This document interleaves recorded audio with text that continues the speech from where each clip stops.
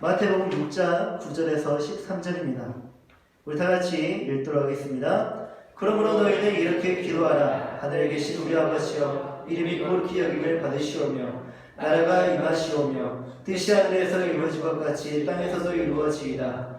오늘 우리에게 일용할 양식을 주시옵고 우리가 우리에게 죄 지은 자를 사하여 준 것 같이 우리 죄를 사하여 주시옵고 우리를 시험에 들게 하지 마시옵고 다만 악에서 구하시옵소서. 나라와 권세와 영광이 아버지께 영원히 있사옵나이다. 아멘. 이는 우리에게 주신 살아계신 하나님의 말씀입니다. 찬양하시기 바랍니다. 나의 아버지, 우리 아버지 주기도문 두 번째 강의 시작하도록 하겠습니다. 사람들은 저마다 아버지가 있죠.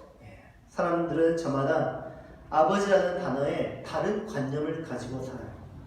같은 아버지라는 단어에 서로 다른 관념을 가지고 우리는 살아가고 있습니다. 한 아버지의 자식으로서 가지는 관계적 경험은 저마다 다 다르기 때문에 아버지에 대한 관념은 다 다릅니다. 저희 아버지는 제가 11살 때 소천을 하셨기 때문에 제게 있어서 아버지에 대한 기억은 많지 않습니다. 그러나 제게는 지금까지도 이제 27년이 지났거든요. 27년이 지난 지금까지도 아버지에 대한 기억이 잊혀지지 않는 그런 몇 가지가 있는데 그 두 개를 한번 제가 나누도록 하겠습니다. 제가 10살 때의 기억입니다. 친구들의 자전거를 보고 몹시 그것이 가지고 싶어서 제가 아버지에게 자전거를 사달라고 졸랐습니다. 근데 이에 아버지는요, 저보고 금상을 타오면 자전거 사줄게 라고 약속을 하셨거든요. 그래서 제가 시험을 봤는데 중간고사 때 5개까지는 금상이고 6개부터 10개까지는 은상이었는데 제가 6개를 틀리는 바람에 결국에는 은상을 타고 나갔습니다. 그래서 그 억울한 마음을 가지고 집으로 왔단 말이에요. 근데 아버지가 그때 마당에서 무언가를 만지고 계시는 걸 보니까 새 자전거를 아버지가 만지고 계셨어요. 그래서 아버지가 저를 딱 보고 하시는 말씀이 영철아 자전거 사왔다. 이거 네 거야. 그러시는 거예요. 아빠 저 은상 탔는데요 라고 했는데 그래도 이건 네 거야. 괜찮아. 너 타. 그러는 거예요. 너무 기쁘죠. 너무 기뻐서 이제 자전거를 막 달려갔단 말이에요. 근데 이내 제가 삐졌습니다. 왜 삐졌냐면 어린이 자전거가 아니라 어른 자전거를 사온 거예요. 근데 그 어른 자전거가 저는 어렸을 때부터 되게 작았기 때문에 제 키만 했단 말이에요. 근데 어렸을 때 얼마나 욕심이 많았던지 그 자전거를 누나나 형에게 주고 싶지 않았어요. 그래서 제가 어떻게 했냐면 그것을 끌고 다녔어요.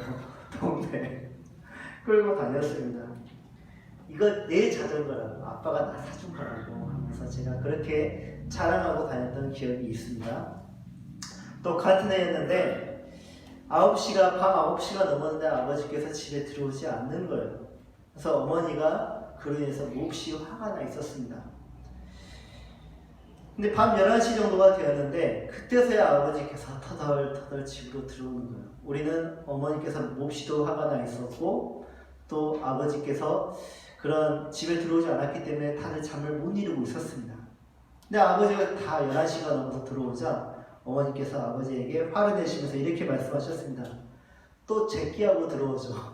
제끼가 뭔지 아세요? 도박이에요, 도박. 화투 치는 거. 또 제끼하고 들어오는 거죠. 하면서 내가 못 산다고 아버지에게 화를 내는 거예요. 근데 아버지가 억울해 하시면서 하소연을 이렇게 하셨습니다. 나 지금까지 논에서 일하고 왔네. 나랑 치고 왔단 말인데. 그러자 아버지의 옷차를 보니까 이 뻘로 다 묻어 있는 거예요. 그러니까 어머니가 얼마나 미안해 하셨겠어요? 아따 미안해요. 진작에 말하고 가지. 근데 생각해보니까 그때 당시 우리 집에는 전화가 없었어요. 전화를 할 수도 없었고 또 핸드폰이 있는 것도 아니기 때문에 말을 하고 갈 처지가 아니었겠죠. 두 가지 기억이 제게 아버지에 대한 관념을 만들어줬는데 제게 있어서 아버지는요 모든 것을 다 해주실 수 있는 것 같은 그런 슈퍼맨 같은 분이셨습니다. 제가 말만 하면 다 해주시는 분, 연도 만들어주고 자전거도 사주시고 하여튼 뭐든지 다 해주시는 그런 슈퍼맨 같은 분이셨고요. 또 한 가정을 책임지는 아주 멋진 가장의 모습이셨죠. 그런 아버지에게 제가 받아야 할 사랑이 얼마나 많았겠습니까? 또 그런 아버지에게 성장하면서 받아야 할 도움이 얼마나 많았겠습니까? 그런데 11살 이후로 저는 그 아버지로부터 받아야 할 사랑도 도움도 받지 못했어요. 무엇보다 아버지라는 단어는 제게 너무나 부담스러운 단어가 되기 시작했습니다. 저를 슬프고 우울하게 만드는 단어가 바로 아버지였어요. 친구들이 친숙하게 쉽게 부르는 아빠라는 그 단어가 저는 이제는 부를 수 없는 단어가 되었고, 부르는 것 자체가 또 다른 친구가 아무리 친하더라도 그 친구의 아버지를 아빠라고 부르는 것조차가 너무나 어려운 일이었습니다. 제게는 그 아빠라는 단어가 외국어처럼 느껴졌단 말이에요. 25년이 넘은 지금 저는 이제 한 아이에게서 그 아빠 소리를 듣고 있거든요. 근데 그 아빠라는 소리가 이상하게도 어색하지가 않단 말이에요. 그 소리를 들을 때마다 오히려 웃음이 나오고 또 기쁨이 생깁니다. 놀라운 것은 그 아빠 소리를 들으면 들을수록 내게 알 수 없는 힘이 생겨요. 나를 아빠라고 부르는 이 아이를 위해서 뭔가를 해줘야 하겠다는 생각이 날마다 들기 때문입니다. 25년 동안 나를 힘들게 만들었던 단어인 아빠가 지금은 나를 즐겁게 만들어주고 있고 전혀 새로운 사람으로 세워주고 있습니다. 어떻게 이런 일이 가능해질 걸까? 그 지난 25년 동안 나에게 어떤 일이 있었던 것일까? 제가 곰곰이 생각해보니 지난 25년 동안 저는 친아버지 앞에서 제 육성으로 아빠라고 부른 적이 단 한 번도 없습니다. 당연하죠. 그 아버지의 육신은 무덤 속에 계셨으니까요. 그러나 그 기간 동안 저는 교회에서뿐만 아니라 늘 기도할 때 하나님을 아빠라고 불렀고 아버지라고 불렀어요. 그것은 제게 매우 자연스러운 일이었고 자연스러운 언어였으며 자연스러운 생각이었습니다. 그리고 이 시점에서 제가 그리고 여러분이 아버지라고 아빠라고 부르는 그 하나님을 이제는 성경을 통해서 그분이 어떤 분이신지 또 그 이해를 가지고 하나님에 대한 바른 관념, 하나님 아버지에 대한 바른 관념과 바른 생각을 가지기를 원합니다. 그리고 바르게 그 호칭을 사용하기를 원합니다. 특히 달달달 외우고 있는 주기도문에 등장하는 하나님 아버지를 우리가 분명히 알고 이해하면서 그분의 호칭을 우리가 제대로 부르고 사용하기를 원합니다. 우리는 하나님을 아버지라고 부르죠. 그것을 매우 쉽게 우리가 부르고 있는 것 같아요. 하나님을 아버지라고 부르는 것에 있어서 매우 쉽게 부르고 있고 어렵지 않게 우리가 그 호칭을 사용하고 있습니다. 그래서인지 너무 익숙하고 삶이나 또는 예배에 매우 그게 흔한 일이어서 그것을 그렇게 부르는 것에 대해서 우리는 별 생각이 없어요. 너무 자연스러운 일이었기 때문에. 이는 우리가 하나님을 아버지라고 부르는 것이 얼마나 급진적인 것인지, 급진적인 일인지 이해하지 못하고 있다는 반증입니다. 기독교 이외의 다른 종교를 보십시오. 신도들이 각 종교마다 있는 신도들이 그들의 신에게 아버지, 아빠라고 부르는 거 본 적 있습니까? 없죠. 그들의 신은 초월적인 존재입니다. 초월적인 존재로 결코 그 신이 자기를 낮추어서 인간의 세계로 오지 않을 뿐더러 인간이 접근하는 것조차도 허락하지 않아요. 그들의 신은 아버지와 친숙한, 친근한 아버지가 아니에요. 너무나 무섭고 두려운 존재로서 존재하는 그런 신입니다. 독일의 신약학자 요아킴 예레미야스가 있는데 이 교수는 구약 성경과 현존하는 고대 유대교 문화를 사사치 다 조사를 해보았습니다. 그리고 주후 10세기까지 전까지만 해도 유대인 저술가나 또 작가들이 하나님을 아버지라고 부르며 기도한 예를 단 한 건도 발견하지 못해요. 가끔 하나님이 아버지로 언급된 경우는 있었으나 아버지라는 말이 개인적 호칭으로 사용된 적은 단 한 번도 없었다고 합니다. 그런데 1세기의 나사렛 예수를 보니까 그 나사렛 예수가 기도하는 중에 하나님을 아버지라고 부릅니다. 이에 대하여 예레미야스 교수는 이 사실이 갖고 있는 중요한 의미로 유대인이자 랍비인 예수님이 유대교의 전통과 결별하셨음을 지적하고 있습니다. 단순히 개인이 부른 것이 아니라 유대교의 전통과 결별을 하신 거예요. 누가요? 예수님이. 그것은 개인적 일탈이 아니에요. 그것은 전통과의 급진적 결별이자 급진적 헤어짐, 그런 거였습니다. 그래서인지 사람들에게 극심한 적대감을 불러일으켰죠.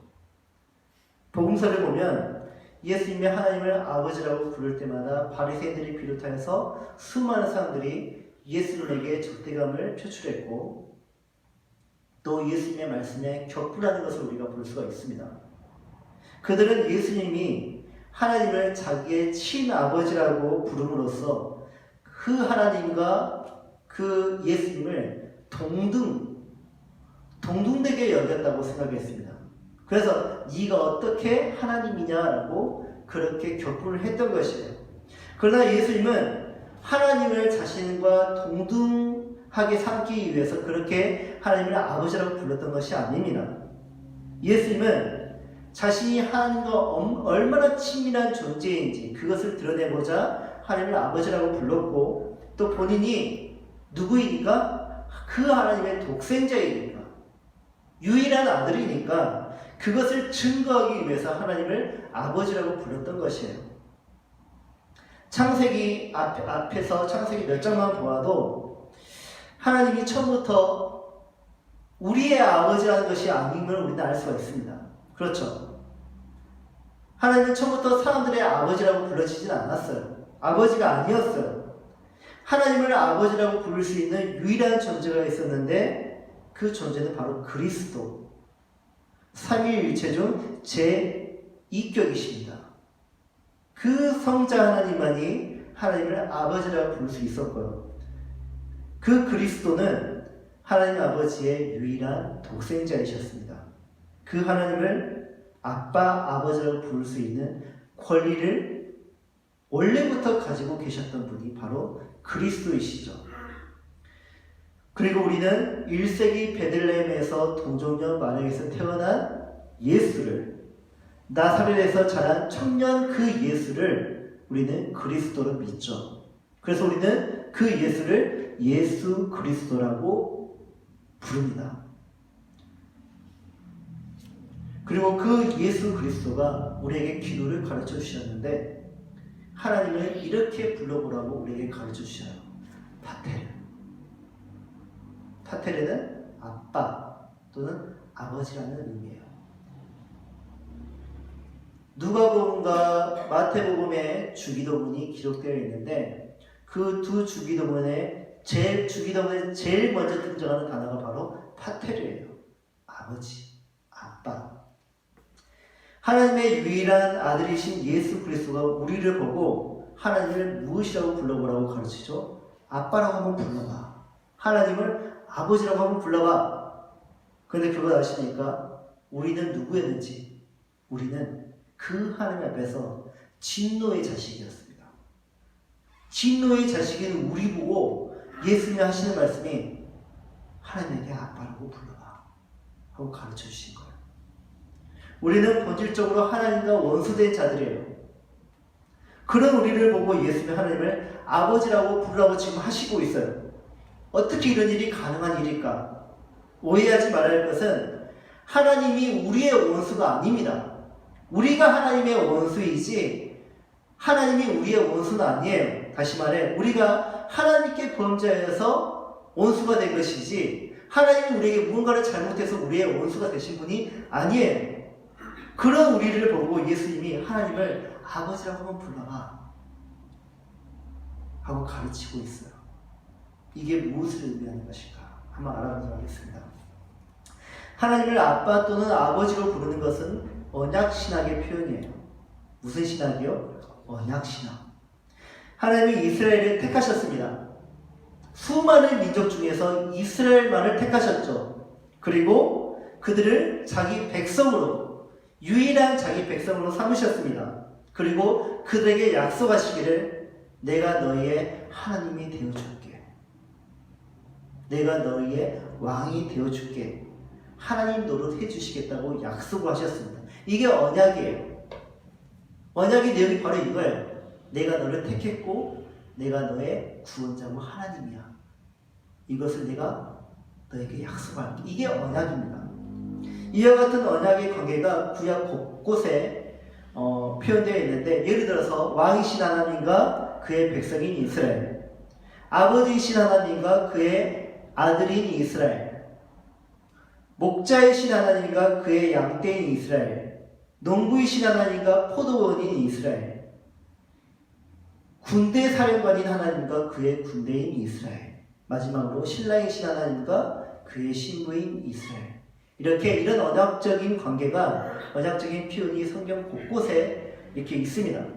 이 중에서 특히 아버지와 아들 그림은 그 언약적 관계를 가장 잘 나타내주는 중요한 역할을 합니다. 그런 점에서 예수님은 어린아이의 언어, 어린아이는 아버지를 어떻게 부르죠? 아빠라고 부르죠. 그 표현을 사용하셔가지고 하나님을 아빠라고 가장 친근하게 부릅니다. 예수님은 하나님을 아빠라고 불렀어요. 아버지도 아니고 아빠라고 불렀어요. 그것은 그가 하나님의 독특한 아들임을, 특별한 아들임을 나타낸 것이고요.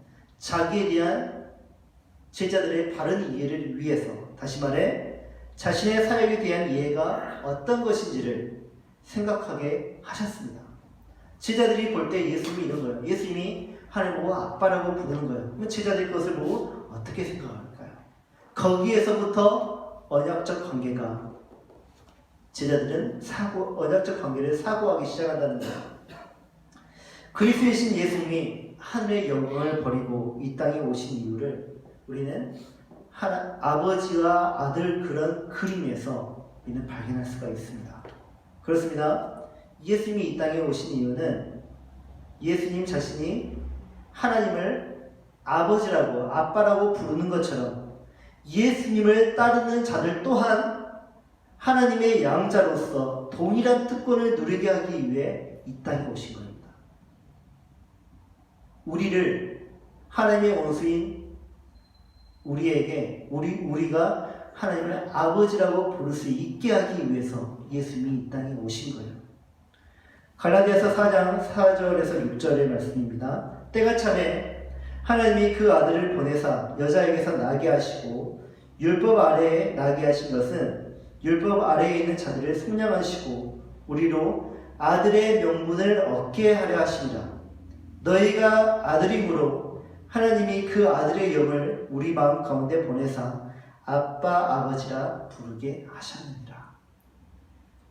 그래서 예수님은 우리 제자들이 그분의 이름으로 또 그분을 통해서 기도해야 한다고, 즉 자신을 하나님께 가는 길로 믿어야 한다고 강조하셨습니다. 하나님의 독생자이신 예수님의 십자가의 성령 사건으로 인해 우리는 더 이상 하나님의 원수가 아니라 창조주 하나님을, 전지전능하신 창조주 하나님을 이제 아빠라고 부를 수 있게 되었어요. 이것은 우리가 하나님의 아들들과 딸들, 곧 하나님의 자녀들이 됨을 전제하는 것입니다.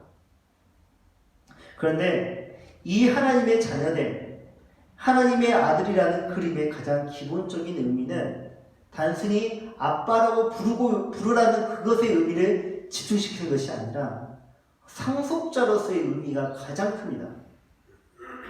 우리가 양자가 된 것의 가장 큰 의미는 상속자의 의미가 가장 커요. 우리가 하나님을 아빠라고 부르는 것은 하늘과 땅을 지으신 그 하나님이 우리의 아빠라는 뜻이면서 동시에 그분의 모든 부유함을 자녀인 내가 상속받을 수 있다는 의미입니다. 상속받는다는 것은 무엇입니까? 결코 모자람이 없는 하나님의 부유를 내가 끌어쓸 수 있다는 말이에요. 하나님의 부요함을 내가 끌어쓸 수 있다. 내가 누구이기 때문에? 하나님의 아들, 딸이기 때문에. 피조물이었던 우리가 창조주 하나님의 부요함을 끌어쓸 수 있는 행위가 무엇인 줄 아십니까? 그것이 바로 기도예요. 자녀인 우리가 하나님 아버지께 기도하는 것은 하나님의 부요함을 끌어쓸 수 있다는 것이에요. 이게 기도의 힘이에요. 그러나 종은 그 하나님을 두려워합니다. 왜 두려워합니까? 신분이 다르기 때문이죠. 종은 아무 때나 주인에게 나갈 수 없습니다. 그리고 종은 상속자도 될 수가 없죠. 아브라함은 그의 종 엘리에셀을 상속자로 삼으려고 했습니다. 자기에게 자식이 없었기 때문에. 그러나 그런 생각을 가지고 있는 아브라함에게 하나님은 오직 사라를 통해 태어난 아들만이, 너의 아들만이 상속자가 될 수 있다라고 말씀하셨죠. 이거는 이 말씀의 의미가 무엇인지 아시죠? 우리가 종으로서, 하나님의 종으로서 살아갈 때에는 우리가 하나님의 모든 부유를 상속받을 수 없다는 말이에요. 우리가 무엇이 될 때? 하나님의 아들, 딸들이 될 때 하나님의 부유함을 상속받을 수 있습니다. 자녀는 아버지를 두려워하지 않아요. 그리고 아무 때나 아버지에게 나아갈 수 있어요. 왜 그렇습니까? 아들이니까, 딸이니까. 원하든 원하지 않든 또 아들, 딸들은 그 아버지로부터 모든 것을 상속받게 되어 있습니다. 하나님을 아빠라고 부를 수 있는 것은 특권입니다. 하나님께 아무 때나 나아갈 수 있는 특권, 그 모든 부요를 끌어쓸 수 있는 특권, 그것은 오직 자녀의 것이죠. 근데 원래 이게 누구의 것이었어요? 원래 예수님 거였어요. 예수님만의 것이었어요. 그 하나님의 모든 상속받을 수 있는 자격이 오직 예수님에게만 있었습니다. 그런데 그 예수님이 자신만의 그 특권을 우리에게 나눠주셨어요. 왜 그랬을까요? 왜 그런 말도 안 되는, 그런 상식적이지 않는 그런 일을 예수님이 행하셨던 것일까요? 요한복음 17장 4절, 아버지께서 내게 하라고 주신 일을 내가 이루어 아버지를 이 세상에서 영화롭게 하였사오니. 예수님이 왜 했다고요? 하나님 아버지를 영화롭게 하기 위해서. 좀 더 쉽게 풀어볼까요? 아버지께서 이 일을 기뻐하시니까, 아버지께서 이 일을 좋아하시니까, 아버지의 마음을 가장 잘 알았던 독생자 예수님이 그렇게 자신의 특권을 사람에게 나눠줬어요. 아버지의 마음을 너무 잘 알았기 때문에. 그게 아버지를 영광스럽게 하는 것이라고 예수님은 알고 있었고 그 알매 행함을 가졌습니다. 이런 아들을 믿고 보내셨던 하나님의 아버지, 아버지의 마음을 잘 알아 아버지를 기쁘게 하기를 원했던 아들 예수님, 그리고 이 놀라운 비밀을 알아버린 양자된 우리들.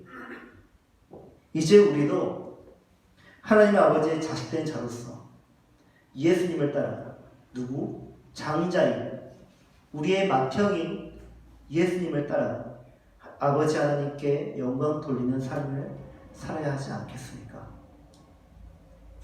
하나님을 아빠라 부를 수 있는 일은 우리에게 얼마나 큰 복인 줄 모릅니다. 그런데 우리는 그 복에 너무 익숙한 나머지 그게 복인지 모르고 살아가고 있어요.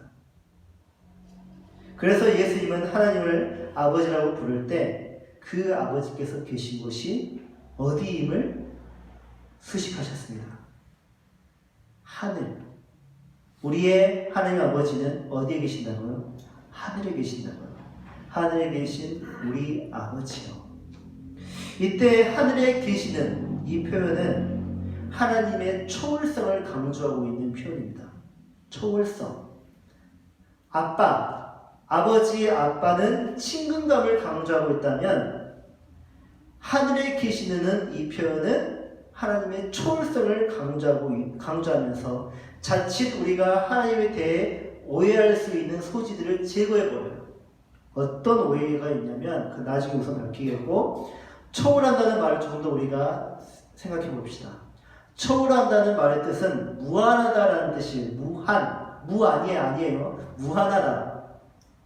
예수님은 왜 하나님의 친근함을 먼저 강조한 다음에 하나님의 초월성을 강조하셨을까? 그 이유는 우리 인간을 구원을 하려면 초월하셔야 하기 때문입니다.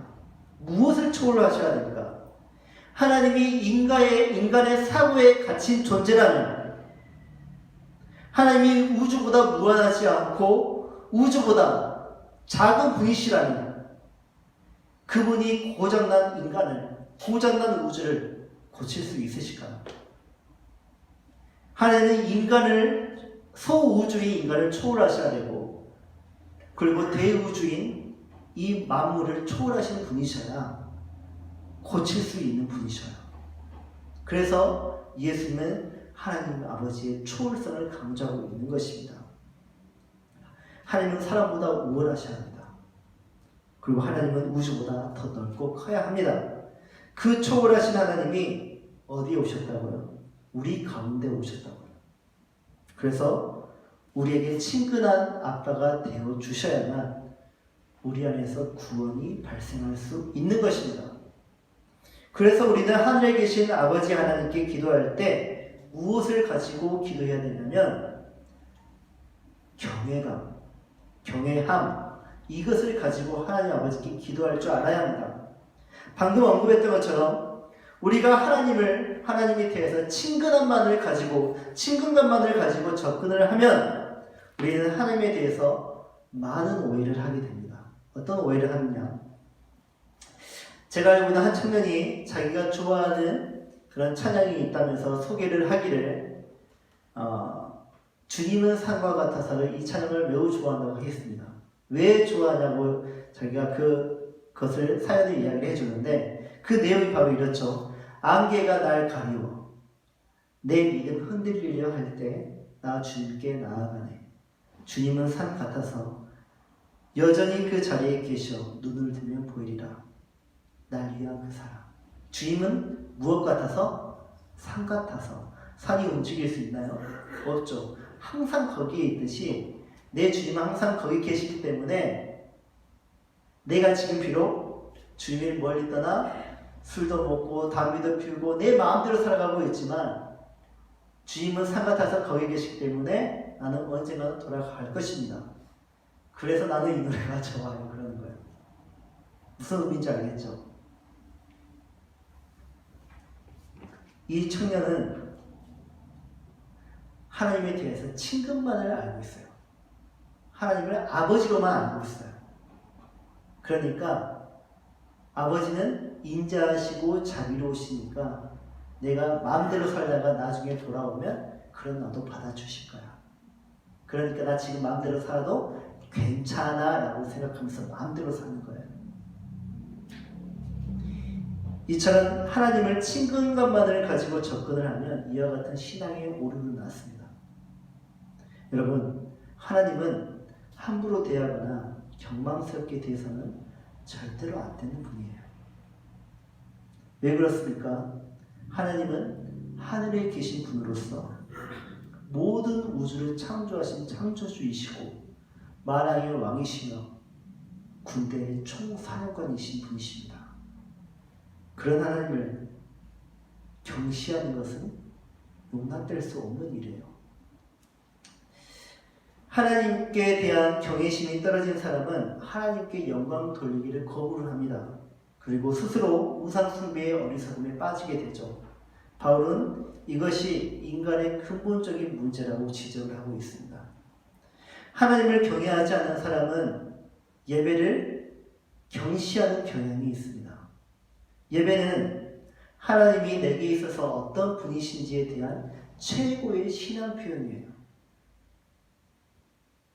예배를 경시하는 사람들, 예배를 드리면서도 하나님의 말씀을 허투루 듣는 사람들, 하나님께 찬양하면서 허투루 찬양하는 사람들, 그런 사람들은 하나님을 가소롭게 여기는 사람들입니다. 한 사람이 기독교 신앙을 갖는다는 것은 하나님께서 무한히 광대하시고 위대하시며 어미로우시고 영광스러운 분이라는 것을 자각하는 것입니다. 하늘에 계신 하나님을 본 사람의 첫 번째 반응이 무엇인 줄 아십니까? 하나님 앞에서 어린애처럼 두루워 떨며 우는 것입니다. 벌벌벌 떠는 것입니다. 이런 경험이 없는 신앙은 자신의 믿음을 한 번쯤은 의심을 해봐야 합니다. 주기도문의 요약은 하나님의 나라와 그의 의를 구하는 것입니다. 만약 여러분이 하늘에 계신 하나님을 한 번도 뵌 적이 없다면, 그래서 그 하나님에 대한 경외심이 전혀 없다면, 기도할 때마다 하나님의 나라와 하나님의 의를 구하는 것이 아니라 내 나라와 나의 의를 구하는 모습을 보게 될 것입니다. 기도는 오직 나의 부유함을 위해서, 나의 나라, 나의 부유함을 위해서, 나의 의를 위해서 하나님께 조르고 있는 그런 모습일 것입니다. 중요한 것은 하나님의 친근감과 초월성 둘 다를 가지며 하나님께 기도해야 한다는 것이에요. 그래야만 우리는 그 어떤 것 무엇보다 먼저 하나님의 나라와 의를 구하는 기도를 할 수 있습니다. 하나님이 이러한 기도를 하는 자에게 그에게 필요한 모든 것을 주시겠다고 말씀하셨습니다. 그런데 그것 아십니까? 진정으로 우리에게 필요한 것이 무엇일까? 예수를 믿는 모든 자들에게 공통적으로 가장 우선되게 필요한 것은 무엇일까? 하나님께서 그것을 우리에게 지금 주신다고 하는데 그것은 무엇일까? 그것은 바로 하나님의 나라예요. 하나님이 우리에게 하나님의 나라를 주시겠대요. 우리가 구하고 필요로 하는 나라는 어떤 나라입니까? 우리의 모든 필요를 아시는 하늘에 계시는 우리 아버지는 하나님의 나라가 우리에게 필요하다고 끊임없이 말씀하셨고 마침내 예수 그리스도를 통해서 그 나라를 우리에게 이미 주신 거 여러분 알고 계십니까? 그렇습니다. 우리의 모든 필요는 이미 우리에게 주어졌습니다. 그런데 우리는 왜 누가복음 15장에 등장하는 돌아온 탕자, 즉 둘째 아들처럼 하나님 아버지께 상속을 떼어달라고 그렇게 요구하는 것일까요? 그러면서 그것을 가지고 세상에 나가서 왜 성공하고 싶어 하는 것일까요? 우리에게는 이미 상속자로서 이미 다 주어져 있는데 그것은 우리가 하나님을 친근한 아빠로만 보았을 뿐 하늘에 계신 창조주 하나님으로는 보지 않아서 생긴 결과입니다. 즉 아버지 하나님께 경외심이 없는 사람은 둘째 아들과 같은 실수를 반복하게 되어 있습니다. 하나님은 우리의 아버지이십니다. 하나님은 하늘에 계신 우리의 아버지이십니다. 우리라는 단어에 한번 집중해 보십시오. 예수님은 여러분만의 아버지를 그의 원수인 우리를 보고 우리 아버지라고 부르라고 가르치고 계십니다. 무슨 말입니까? 예수님이 우리를 형제 삼아주신 거예요. 예수님이 자신만의 특권인 상속권을 우리에게 나눠주시겠다고 지금 말씀하고 계십니다. 기도를 가르쳐주시면서 제자들에게 기도를 가르쳐주시면서 나의 상속권을 너희들에게 나눠줄게. 그러니 하나님을 아버지라고 불러봐 하고 가르쳐주신 거예요. 하나님을 아버지라고 부를 수 있는 특권, 하나님의 부여를 누릴 수 있는 상속의 특권을 예수님이 우리를 너무나 사랑하셔가지고 흔쾌히 나눠주셨습니다. 그러므로 예수님은 우리 모든 형제들의 가장입니다. 맏형이에요. 형제들과 자매들은 양자 삼으신 분이십니다. 그리고 하나님께로부터 나서 하나님의 성령으로 거듭난 형제자매는 하나님의 자녀가 됩니다. 이것이 예수님이 주기도문을 통해서 제자들에게 또 우리에게 주신 매우 중요한 신분이자 특권입니다. 이것을 아는 자의 삶이 어떠할까요? 이것을 알고 삼위일체 하나님과 교제하며 사는 신자의 삶은 어떠할까요? 스스로를 돌아보시기 바랍니다. 그 삶에 주어진 신분과 특권을 내가 충분히 누리며 살고 있는지 한번 돌아보시기 바랍니다. 우리는 주기도문을 가지고 기도할 때마다 우리의 양자된 신분을 늘 상기하면서 최우선으로 상기하면서 우리는 기도를 해야 합니다. 인간은 처음부터 하나님을 의지하도록 만들어졌고 의지적 그러므로 인간은 의지적 존재이자 의존적 존재예요. 누구에게? 하나님에게. 더욱이 인간이 타락하고 구원받은 후에는 더욱 하나님을 의존하며 살도록 부름을 받았습니다. 그리고 마음으로부터 드리는 간절한 기도는 하나님께 대한 의존의 최고의 표현입니다. 하나님께서 인간이 당신을 그렇게 절대적으로 의존하는 마음 안에서 가장 크게 영광을 받으시는 분이세요. 여러분, 지금 어떤 문제로 고통받고 있으며 또 힘겹게 살고 있고 늘 실행하면서 살고 있습니까? 이제 믿음의 눈을 들고 하나님을 이렇게 불러보시면서 기도해 보시기 바랍니다. 하늘에 계신 나의 아버지여, 하늘에 계신 우리 아버지여.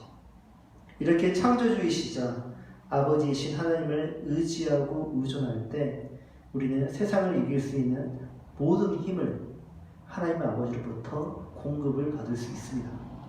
기도하시고 하늘에 계신 우리 아버지께 늘 기도하면서 사시기 바랍니다.